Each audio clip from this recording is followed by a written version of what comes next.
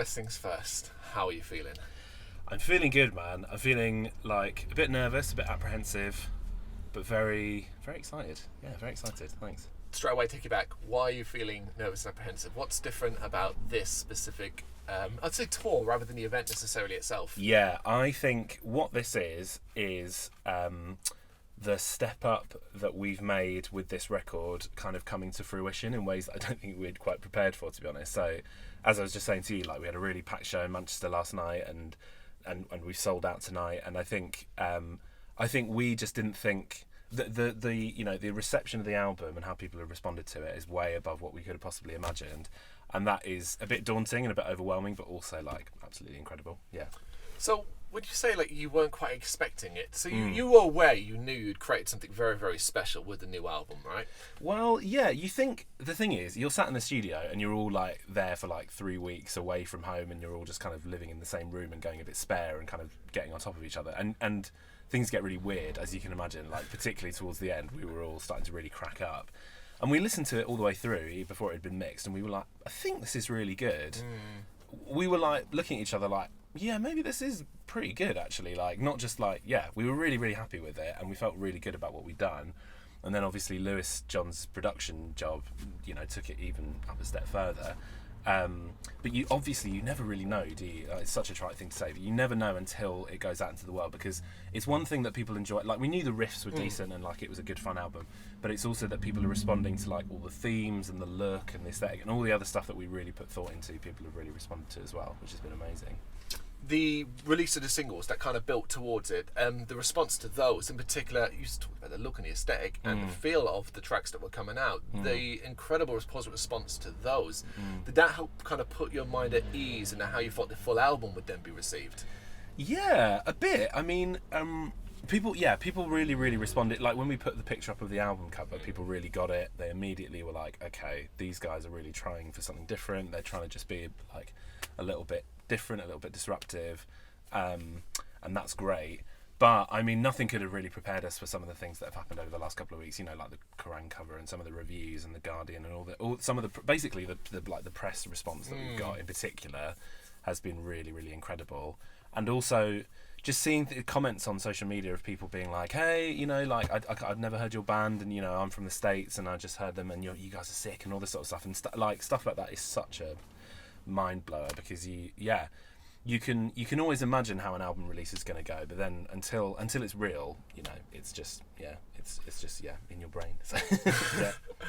Take us back then to the original vision. So when you set out to create what you've done here, what was your thinking at the time, and has the end product matched the original vision, or what changed along the way? Yeah, so when we very first started, I think the only brief we had was bigger, wider, and just let's, like, all the tiny things we started to push, because that we could, I think, by our own acknowledgement, when we finished making our previous record, Language of Injury, like, we felt a bit of caution, a bit of like, not we've played it safe at all, because for the time we definitely haven't, but we recorded it like 2 years before it got released for various like it came out much later than we wanted.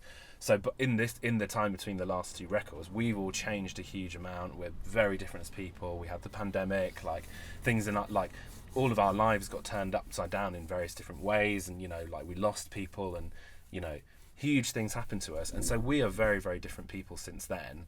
So we just started with bigger and wider, and then I think it just got you could say bigger and wider still as it went on. As we started to be braver, we started to be like, no, we want to represent who we actually are now, rather than feeling like we're just making music to like appeal to sort of the pit, or like, what I mean. So yeah, I think that was, if that answers your question. Yeah. Well, you mentioned it several times. It's inevitably the elephant in the room, if you want, the pandemic period. How much of a bearing and how much of an effect did that have on, I guess, not just the album, but Ithaca overall? Totally. It a huge effect, I think, because it had some very negative and some positive things. Obviously, we couldn't play. We were on tour when lockdown, we were in Denmark and they were locking down. And it was like, okay, back to the UK then, I guess, you know. And we got here, and 2 weeks later we locked down, and that was it. You know, that was sort of Ithaca shut up shop, basically, just like every other band. And we had only just really properly started writing around that time. We were really in the back end of the album cycle for the last record. What that did was, the separation was very challenging, because before this we were a very, like, everything in the room, like, all got to be together, bouncing ideas off each other. But and so we had to do a bit of upskilling, and like, I in particular had to learn a lot more about, like, how to record demos and things, which I'd kind of been putting off. But also, I think, like, the separation and the time, as I say, like I for example went on a big therapy journey during the pandemic, because I had to kind of confront a lot of things that I'd just been putting to the side, for, like, some of which were kind of the traumatic stuff that happened before Language of Injury was recorded. All of us did a lot of, like, inner work and exploration. And also, I think that's where some of the braveness came from, because we just, being sat on our own, we were just listening to, we were just absorbing a much wider range of influence, and we were just like, I don't know, and everything had just been burnt to the ground, so we were kind of like, why not just try everything? Why not just do whatever we want now? You know, like, it felt like all the rules had just been torn up kind of immediately. But how do you filter that level of imagination and ideas down? When it came to sharing what, say, you had and only the others had and so on, how did you filter all of that into what is the workable package?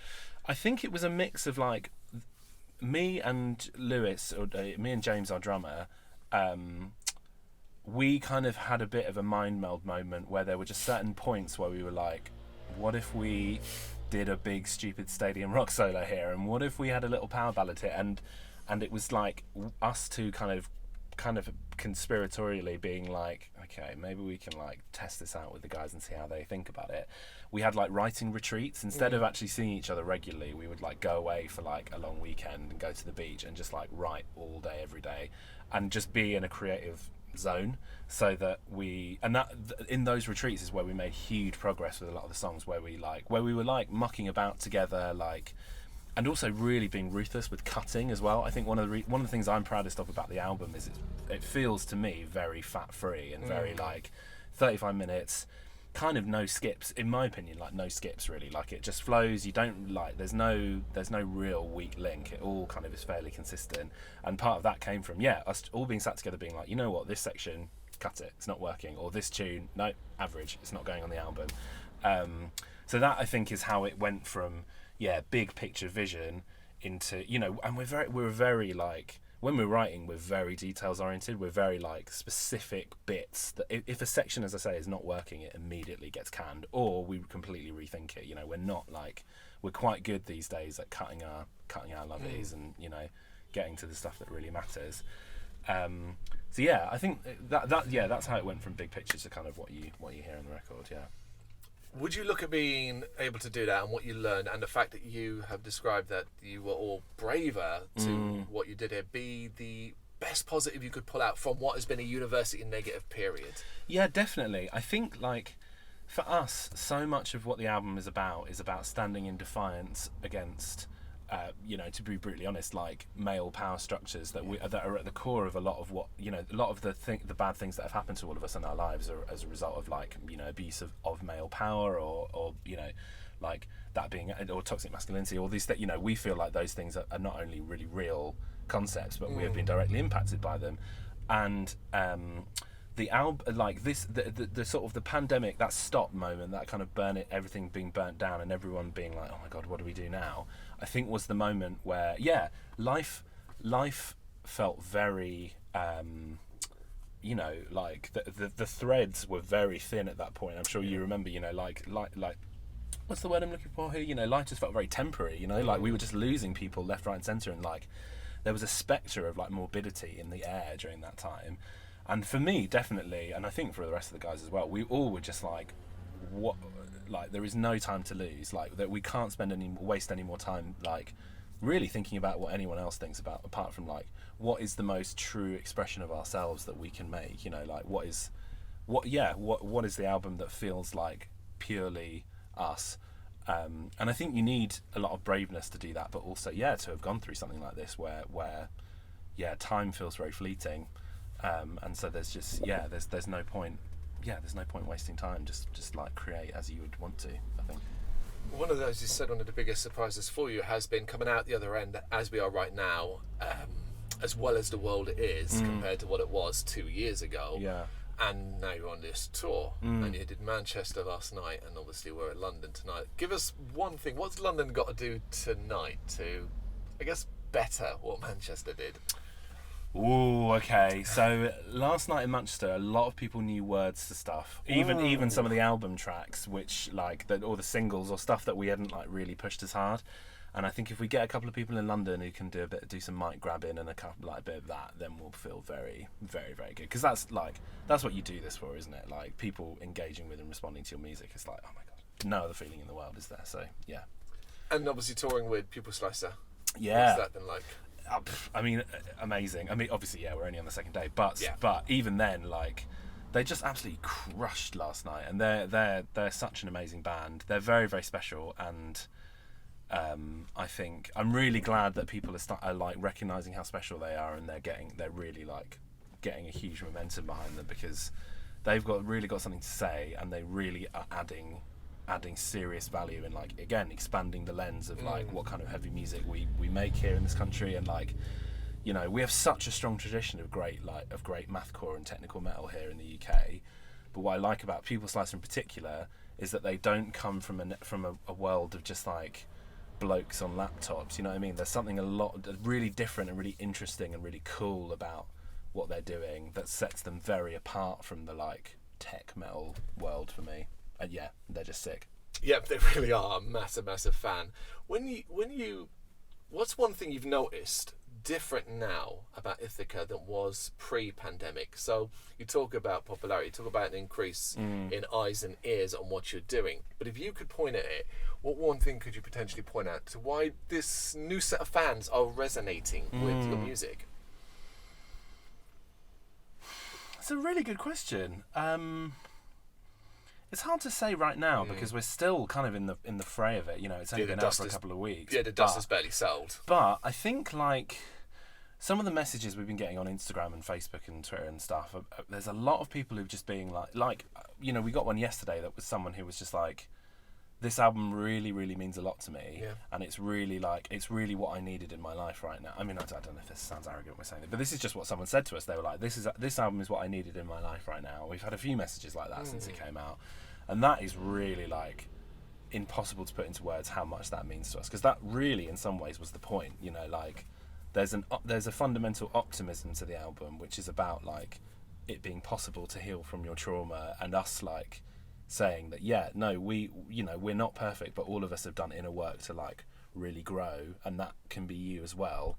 And the fact that that's landing with people, and that people feel like sort of almost looked after by the album, or it meets them somewhere, any of that stuff, like, I mean, that's really incredible. Yeah, it is. It's not an arrogant thing. You say I can understand your concern as to why it comes across that way, but ultimately music, any art, you wanted to connect with an audience in some way. So if one person out of 10 million finds that from it, then I guess you've nailed it, really. I hope so, yeah.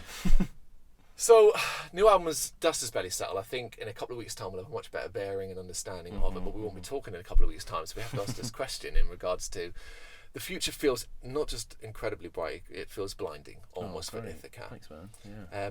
How do you feel? Are you feeling that? Yeah, now I am a little bit, to be honest. I mean, I know this sounds stupid, but I can't stress to people how much, when we were packing the van for this tour, we were just like, oh yeah, back on tour, you know, same old, like, doing this again, and like, we had to remember how to, like, where everything goes, and, you know, we're so out of practice with all of this stuff.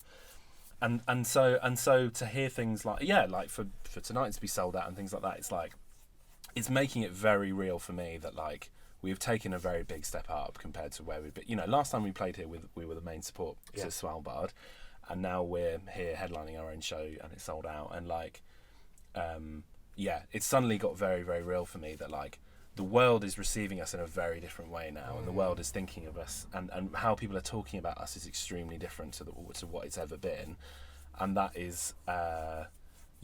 So I think in terms of your question about the future, like, I mean, I hope, obviously, like, we just want to sort of get out on tour, but really, for me, the main thing the main reason I do this band, to be honest, just speaking personally, is like to give other people who maybe look or feel differently, who might have thought about giving heavy music a go but maybe don't know that it's for them, quote unquote, being like, no, it is for you, you know, like, look, we can do it, like, we're just whoever, weirdos, whatever, but like, we're trying to show you, like, you can do it. You might feel like you're different, or you're too feminine, or you're too this, or whatever, or you're too brown, or I don't, what, you know, but it's that is not, you know, like, you can, if you stand tall in yourself, if you you know, stand authentically and make the best music you possibly can that reflects you, like, it will meet people somewhere, and you've just got to do it, you know what I mean? Like, we're trying to, for me, there's a lot of like, I'm trying to like redistribute power in the scene, you know what I mean? Like, take it out of like a small group of like the same looking people or the same kind of people,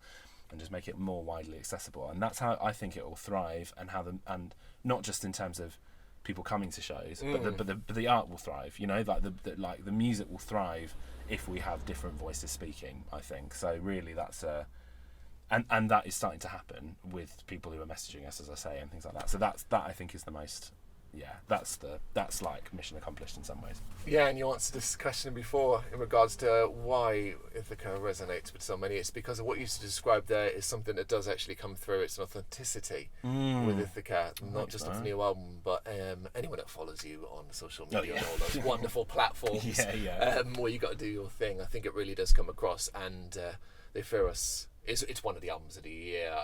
We give it 10 out of 10 on our website. So thank you. yeah, so not a kind. problem. You said so many wonderful things. I think we'll wrap it up there. Amazing. Thank you so much, man. It's been a pleasure. Thank you very much for watching. You can check us out on gbhbl.com, as well as on Facebook, Instagram, Twitter and Tumblr. Go to Patreon and help us out over there. That's patreon.com/gbhbl, as well as Big Cartel, where you can find some of our merchandise. We have a podcast running on SoundCloud and Apple Podcasts. And of course, if you like this video, do us a favour, hit the subscribe button and help the channel grow. Games, horror and heavy metal. What else is life for?